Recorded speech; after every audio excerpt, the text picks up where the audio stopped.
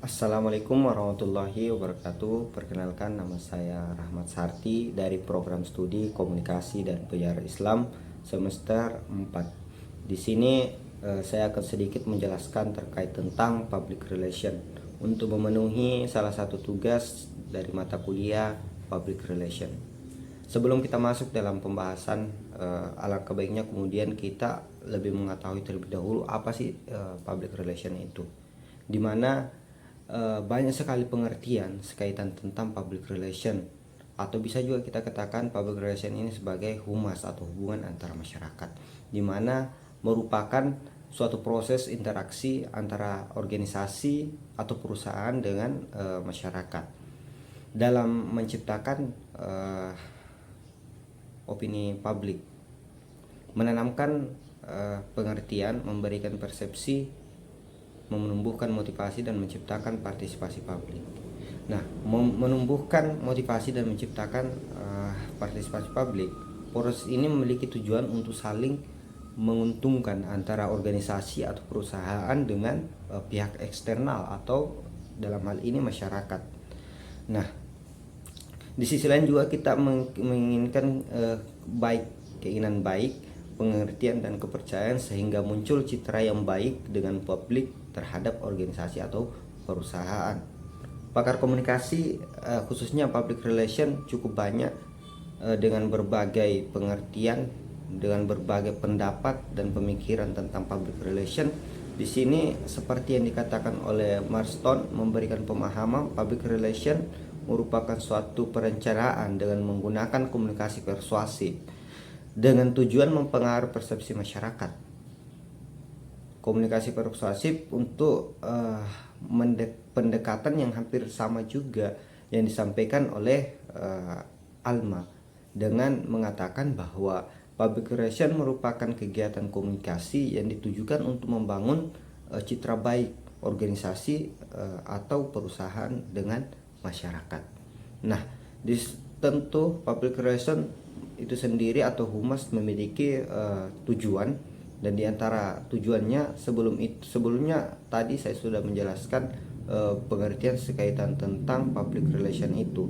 Di situ kita sudah bisa tebak bahwasanya tujuan daripada public relation itu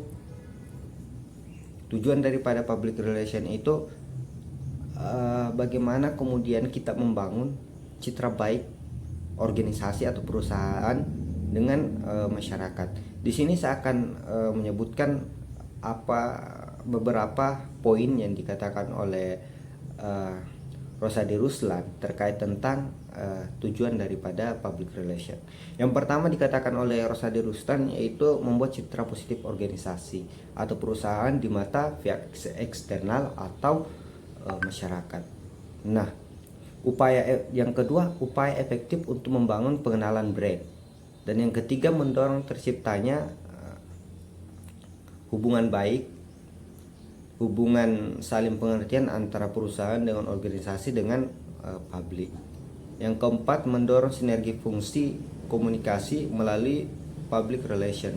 Yang kelima, merupakan salah satu buruan pemasaran dalam konsep komunikasi pemasaran. Nah, yang ketiga, apa yang kita harus lakukan sebagai seorang public relation? Jadi public relation ini ada kalanya memang kita harus berinteraksi langsung dengan masyarakat, turun mendekat dan berinteraksi langsung dengan masyarakat, membina hubungan dan membuat kesan positif terhadap masyarakat.